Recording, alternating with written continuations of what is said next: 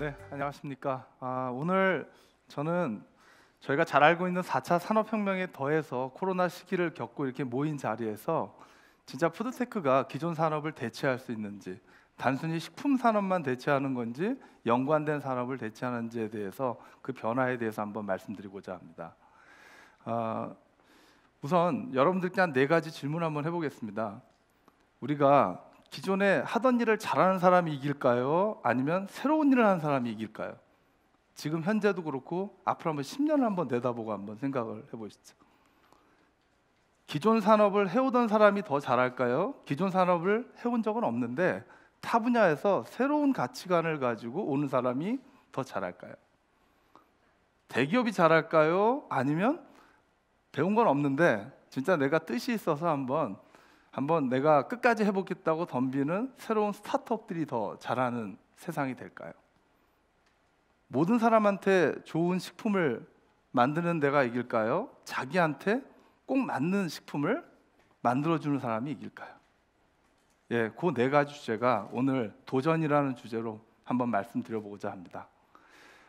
저는 이 창발이나 푸드테크나 스타트업 개인 맞춤을 역으로 반대로 한번 키워드를 연결해 보면요, 앞으로 10년 후에는요 개인 맞춤 시대에 스타트업들이 주도하는 푸드테크의 창발 산업, 푸드테크 산업이 만들어질 거라고 생각을 합니다. 과거에서 우리가 지금의 현재에서 미래를 보고 역으로 미래를 지금의 과거로 연결하면 이렇게 되는데요. 창발의 사전적 의미는 남이 모르거나 하지 아니한 것을 처음 또는 리디자인해서 새롭게 이루어내는 것입니다. 즉, 지금까지 남이 생각은 하고 있는데 아무도 도전하지 않았던 것들에 도전해서 뭔가 사람들한테 인플루언서가 되는 겁니다. 새로운 가치를 만드는 그런 일이라고 해요. 앞서서 우리 교수님께서 리더의 상상력을 실제로 실현하는 것이 창발인데요. 누가 그런 사람이 있을까요? 예, 잘 아시는 일론 머스크가 그런 사람. 제가 74년생인데요. 예, 71년생입니다. 예, 남아프리카 공화국에 저는 가보진 않았습니다만 그 사람이 그 불우한 환경에서 컸다라는 건 아마 여러분들도 들어보신 적이 있을 겁니다. 그런 사람이 전 세계 1위의 부호가 됐던 건 도대체 뭐 때문에 될 수 있었을까요? 그 사람이 기술 때문에? 비즈니스 때문에? 그런 것 같지 않습니다. 테크놀로지, 비즈니스 그 이전에 이 사람은 소셜 임팩트를 더 먼저 생각한 것 같습니다. 그래서 지금까지 인터넷이 사람들한테 어떻게 도움을 주고 우리가 친환경 에너지를 통해서 수송시단을 바꾸고 앞으로 지구가 갖고 있는 한계점을 극복해서 우주로 나가고 인공지능이 항상 좋은 쪽으로만 작용하지 않으니까 인공지능이 만들어낼 위험에 대해서 오픈소스를 통해서 인류에 도움을 주는 환경을 만들자. 이런 것들은요 사실 돈의 문제가 아닌 것 같습니다. 남들이 미래에 대해서 상상하지 않았던 걸 먼저 상상하고 깃발 꽂고 팀빌딩 한 거죠. 그리고 이러한 것을 끝까지 본인이 도전해서 새로운 가치를 만들어냈기 때문에 저는 이분이 창발가인데 결과적으로 일어날 수가 지금 혁명가가 된 것 같습니다. 그걸 우리는 많은 시도를 끝에서 다양한 창발적 일 중에 세상이 바뀌면 그 순간을 우리는 혁명이라고 얘기하는 거예요. 저는 사실 대학이 부끄럽지만 이러한 창발의 중심에 있어야 된다고 생각을 합니다. 개인적으로 제가 74년대 우리과 막내 교수입니다. 예, 서울대학교가 젊은 교수가 오기에 사실 검증 과정이 너무 많습니다. 리스크를 테이크하지 않습니다. 대학의 외국 대학 사례를 몇 가지만 좀 말씀드리겠습니다. MIT의 랭어 교수가 시작을 식품공학과에서 제가 이제 시작해서 좀 관심이 있는데 오늘 식약처장님 안 오셨지만 식약처장님이 이 분야에서 이 랭어 교수랑 직접 과학기술 한림원에서 인터뷰를 직접 하셨습니다. 예, 모더나의 RNA 백신을 만든 교수입니다. 2010년도에 모더나를 만들었고요. 40여 개 회사의 파운더입니다. 모더나 하나는 뭐 기업 가치가 워낙 왔다 갔다 합니다만 제가 오늘 데이터는 전부 작년 연말 데이터입니다. 130조 원의 기업 가치를 했고요. 개인 지분이 한 3.2% 있으니까 개인 재산으로 한 5조 4천억 정도를 이 회사의 파운더로서 본인이 밸류를 만들었습니다. 스탠포드 대학의 임파서 푸드 말씀 많이 드셨을 텐데요. 앞으로 고기에 대한 대안육, 대체라고 하는 것보다는 사실 올터너티브인데 대안육으로서 고기가 갖고 있는 핵심 기술은 피 색깔과 피 맛을 내는 겁니다. 그 헤모글로빈을 이제 유전공학적 방법으로 대량 생산한 기술이 CES에서 각광받는 고기에 대한 미래 기술이고요.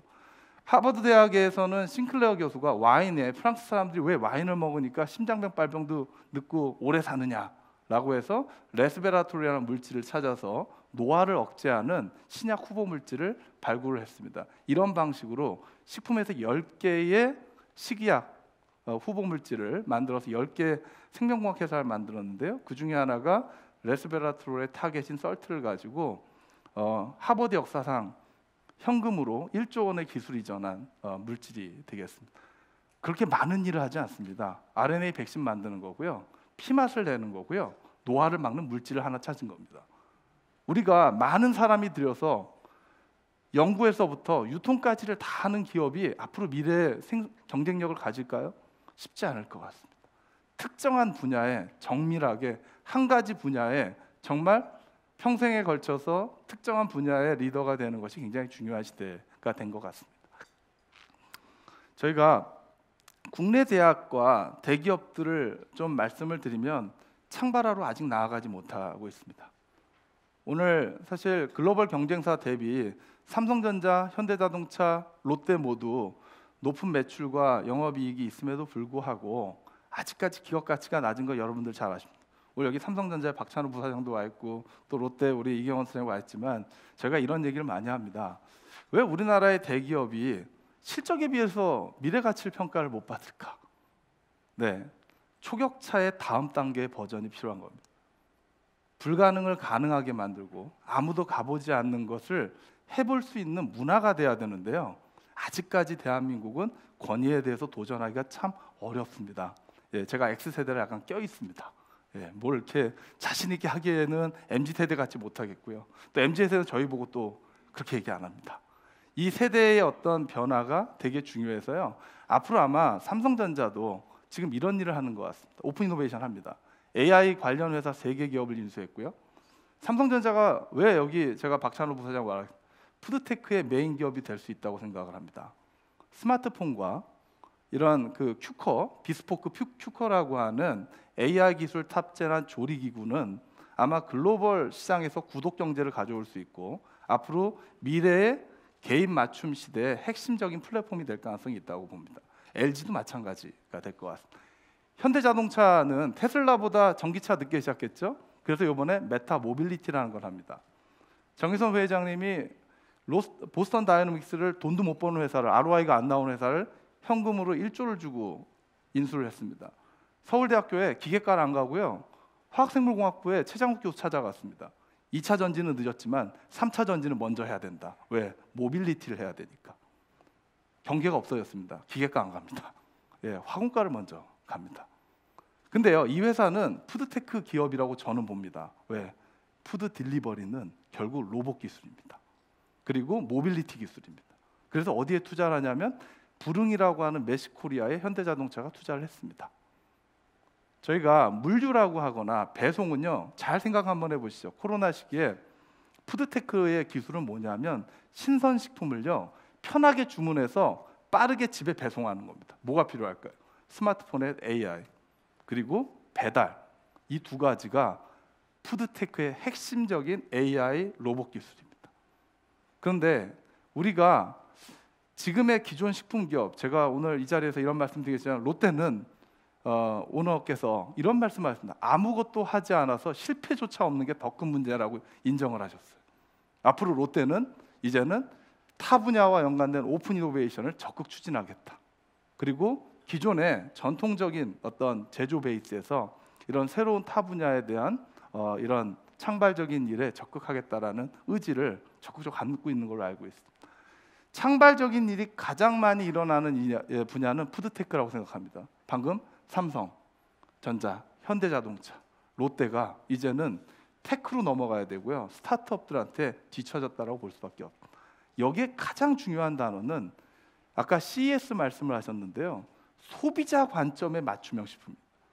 생산자 중심이 아니라 결국은 내가 왜 이 제품을 필요로 하는지를 정확히 이해하는 빅데이터가 제일 중요하다는 거예요. 그래서 우리가 푸드테크를 이렇게 정의하고 싶습니다. 기존의 식품 산업과 다르다면 뭐가 다르냐? 소비자 관점에서 어떻게 내가 먹고 사는 문제를 해결하고 있는지를 한번 보자. 코로나 시기에는 주문을 뭘로 하는지, 배송을 뭘로 하는지, 그거의 관계사들이 기존의 오프라인 유통하고 뭐가 달랐는지를 한번 보시면 우리의 푸드테크에 대한 정의가 새로워지실 거라 생각합니다. 여기 보여지는 가장 4차 산업혁명에서 중요한 기술은 AI, 로보틱스, 바이오라고 일반적으로 얘기하고요. 현실 세계를 가상현실로 가져가는 지금 얘기하는 이런 XR, 메타버스, 블록체인, IoT, 대체 소재 등이 전부 다 우리의 푸드테크의 핵심 기술이라고 말씀드릴 수 있습니다. 2022년 방금 전에 우리 교수님께서 CES 공식 세션을 말씀하셨는데 역시 우리가 알고 있는 식품에 대한 세션이 아닙니다. AI, 스마트 키친, 로보틱스, 그리고 대체육, 음식물 쓰레기 어떻게 저감하지? 앞으로 이 삼성전자나 LG에서 가전에 냉장고가 있으면 여기에서 냉장고에 있다가 없어지는 쓰레기들을 어떻게 레스 웨이스트 할 거냐, 이런 게 아마 앞으로 스마트 가전이 굉장히 중요한 기술이라고 생각을 합니다. 근데 더 놀라운 건요, CES를 주관하는 건 CTA입니다. 컨슈머 테크놀로지 어소시에이트, 이 행사를 주관하는데 그 많은 기술 중에 올해 5대 기술 중에 푸드테크가 들어갔습니다. 이제 푸드테크가 소비자 입장에서 생각하면 가장 창발적인 산업이고요. 대표적으로 일론 머스크의 버금가는 사람이 누가 있을까요? 1, 2, 5 부자 하면 제프 베조프입니다. 아마존은 뭐 하는 기업일까요? 1994년도에 창업했는데요. 지금 작년 연말 기준으로 2,000조였습니다. 지금 약간 주가가 떨어졌습니다. 전 세계에서 매출 1위 하는 기업 어디인지 아시죠? 월마트가 전 세계에서 1등을 매출을 하는 기업입니다. 월마트의 기업 가치가 5배이고요. 작년에 1962년도에 창업한 월마트의 매출을 미국 내에서 작년에 아마존이 이겼습니다. 이제는 근데 이 아마존은 어떤 기술을 가지고 이겼을까요? 알렉사입니다. 지금 LG하고도 같이 콜라보하고 있죠. 아마존의 대시원드에다가 탑재한 이 음성 명령을 하면요, 아마존하고 대화, 음성 인식을 하면서 온라인 결제가 집에서 원스톱으로 됩니다. 아침에 눈 뜨면 알렉사하고 나의 컨디션에 따라서 내가 원하는 식료품을 직접 주문을 하면 아마존의 프레시를 통해서 마치 우리나라의 마켓컬리처럼 신선 집에다 배송을 해줍니다. 식품 유통 혁명을 가져왔습니다. 근데 문제는 뭐냐면 이 구독자들이요, 온라인에 머물러 있지 않습니다. 아마존이 오프라인에 진출합니다. 홀푸드를 인수합니다. 신선식품 유통. 그리고 아마존 고와 아마존 프레시 오프라인을 만듭니다. 초록마을이라든지 편의점을 직접 무인화해서 운영하기 시작을 합니다. 그 다음에 뭘 할까요? 구독 경제에 맞는 PB 제품을 만들든지 자신에 맞는 유형별 식품의 캐터고리를 만들어 가겠죠. 이 플랫폼 기업이 만들어내는 건 플랫폼으로 머물지 않습니다. 소비자 맞춤형 상품을 갖다가 추천해 주다가 설계에다가 생산하다가 소재 개발합니다. 그러니 기존의 식품 제조 기업은 뭐가 될까요? 잘못하면 OEM으로 전락할 가능성이 굉장히 높습니다. 그러면 네슬레라고 하는 세계적인 식품 기업은 어떻게 하고 있을까요? 여기는요, 우리나라 식품 기업하고는 좀 다른 것 같습니다. 여기 네슬레, 제가 사진 찍은 데는 로장 공대 안에 헬스 연구소입니다. 네슬레가 가야 될 길은 결국 ESG와 헬스라고 판단을 해서 식품에 투자하지 않습니다. 여기 보시면 디지털 뉴트리션, 그리고 메디컬 프로덕트, 진단기기 회사에 투자를 합니다. 식품의 기본은 영양에서 시작해서 헬스로 가서 결국은 이제는 웰니스나 ESG로 가는 거죠. 여기에서 하는 일은 이제는 오픈 이노베이션입니다. 그러니까 우리나라의 식품 기업이 비즈니스를 잘했습니다. 우리 이제 SPC는 이런 어떻게 보면 전통적인 빵집이 아니라 정말 모든 매장에 똑같은 맛을 낼 수 있는 기술을 개발했고요. CJ는 글로벌 비즈니스를 잘해서 어디까지 왔냐면 네슬레 매출의 4분의 1까지 쫓아왔습니다. 작년도 28조 5천억을 했습니다. 네슬레 4분의 1입니다. 영업이 1조 한 7, 8천억 한 걸로 제가 알고 있습니다. 근데 왜 기업 가치가 5조 몇 천억밖에 안 될까요? 네슬레의 78분의 1밖에 안 될까요? 거기에 우리는 고민을 해야 됩니다. 과연 테크가 있는가? 어떤 테크가 있는가? 이러한 엄청난 기업 가치를 갖고 있는 아마존과 네슬레는요, 국내 국외 식품 기업을 두려워하지 않습니다. 뭘 두려워하냐? 스타트업들을 두려워합니다. 여기 보여지는 스타트업들이요, 최근 몇 년 사이에 유니콘 기업이 나와 있습니다. 우리나라 기업들도 꽤 많이 있는데요. 대부분 뭐냐면 비식품 분야의 테크 기반의 스타트업들이고요.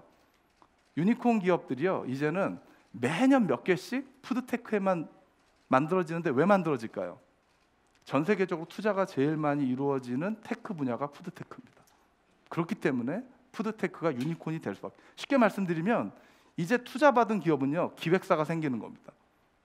CJ는 예를 들면 그냥 이문세라는 가수라면 지금의 투자받은 기업들은 뭐냐면요, JYP에 들어가 있는 겁니다. 투자자들이 다 관리해 줍니다. 과거 같은 그냥 자기 혼자 하는 조그만 기업이 아닌 거죠. 자, 그러면 국내에는 어떤 일들이 지금 벌어지고 있을까요? 여기 보여주시는 제가 몇 개만 아시는 거 있고요, 되게 많습니다. 주로 저희 서울대학교 푸드테크 과정에 참여하는 기업들만 제가 뽑았습니다. 자, 배달의 민족의 기업 가치는요, 이미 CJ의 3배 내지는 한 7배 정도 봅니다. 마켓컬리는 이미 지금 보여지는 대상, 동원, 풀무원, 메일력, 롯데푸드, 광동제약보다요 이미 뭐 적게는 5배에서 10배. 나머지 여러분들이 아시는 기업들이 이름을 못 들어봤지만 기존에 3조 이상의 매출하는 기업에 대해서 가치 평가는 훨씬 더 위입니다. 이게 왜 그럴까요? 이쪽은 미래를 내다보는 테크 기반의 창발 경영에 있고요. 기존의 기업들은 어쩔 수 없이 기존에 하고 있는 일을 더 잘하는 쪽에 집중할 수밖에 없는 겁니다. 자, 대표적인 푸드테크 기업 하나만 말씀드리겠습니다. 김봉진 대표는 저보다 2살 어린 76년생이더라고요. 근데 아까 일론 머스크랑 비슷합니다. 가정형편이 어려서 공고 나왔습니다. 저희 때 공고 나오면 진짜 가정형편이 어려웠던 것 같습니다. 이제 저희 어르신들하고 좀 다른 것 같습니다. 전문대 나왔습니다. 사업 망했습니다. 그래서 2010년도에 이 배달업을 어떻게 생각하십니까? 예, 오토바이 끌고요, 한쪽에 철가방 끄는 겁니다. 이거를 플랫폼화 시켰습니다. 10년도에 창업해가지고요, 19년도에 기업 가치 5조에 팔았죠. 4조 7천억에 팔았는데 당시 CJ 기업 가치가 4조가 안 됐습니다. CJ보다 불과 10년 사이에 기업 가치를 만들었는데 지금은 아마 코로나 시기에 3배는 더 컸습니다. 근데 중요한 건 아까 전에 아마존하고 똑같은 일을 합니다. 이제는 어떤 일을 합니까? 비마켓하고요, 식품 유통하고요, 라이브 커머스, 네이버사는 식품 라이브 커머스를 합니다. 앞으로 이제는 유통에 롯데, 현대, 신세계가 아니고요, 이제는 배민, 쿠팡, 네이버로 바뀌었습니다. 주도권이 바뀌었습니다. 자, 쿠팡, 마켓컬리, 정육각 보시면 어떻게 가냐면 이커머스에서 이제 정밀해집니다. 신성식품만 하는 마켓컬리가 나오다가요, 고기만 유통하는 정육각이 나옵니다. 4일 이내에 도축한.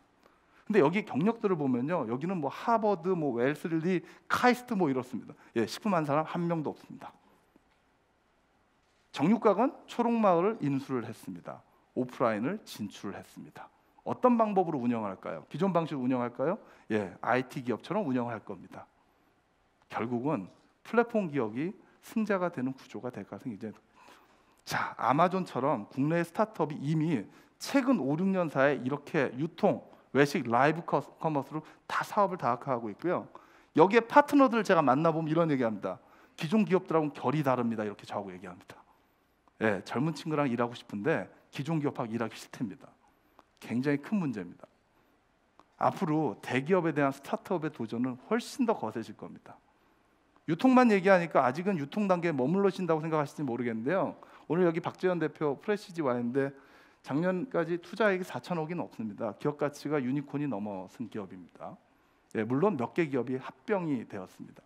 그리고 여기 아까 전에 바로고 말씀드렸는데 이쪽에 그린랩스 아시나요? 예, 농협이 해야 될 일인 것 같기도 합니다. 가끔 제가 생각할 때는 우리 그린랩스는 결국은 에그테크 플랫폼, 농업 포탈 플랫폼을 하고 있고요.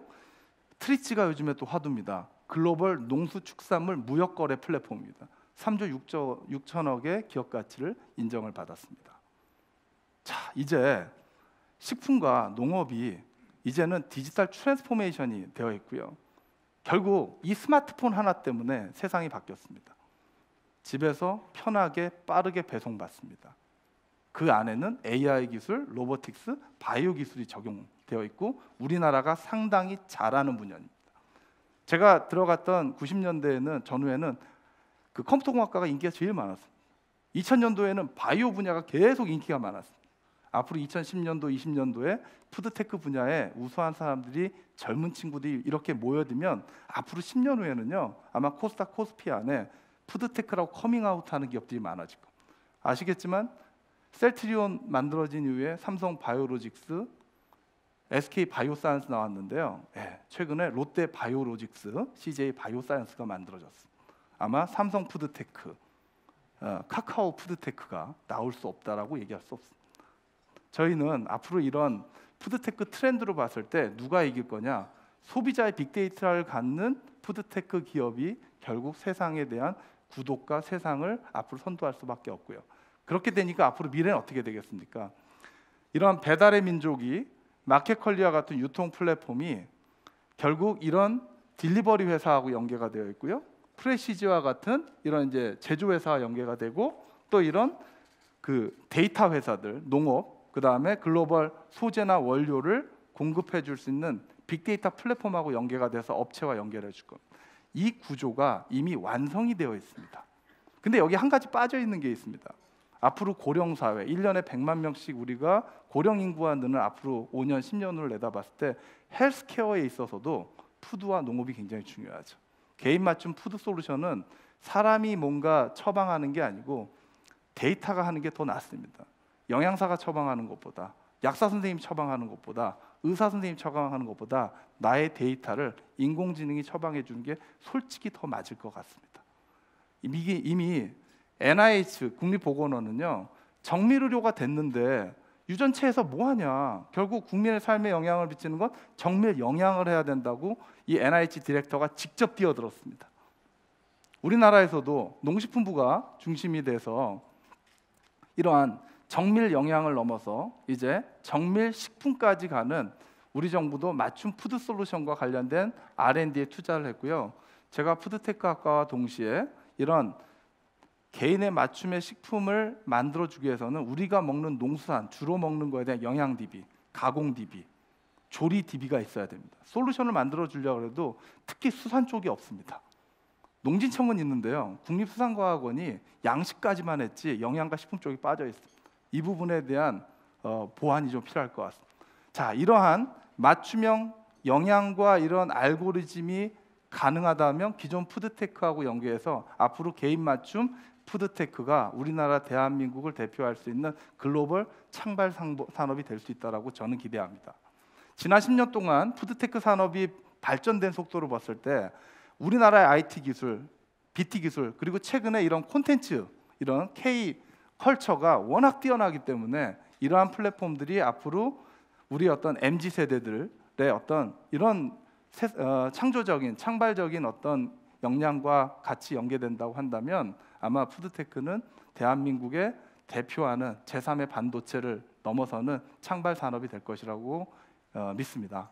마지막으로 제가 이 앞으로 미래는 다 중요하지만 기술과 비즈니스가 아니라 세상에 없던 가치를 만들고자 하는 창발가를 어느 나라에서 제일 많이 키우느냐가 중요할 것 같습니다.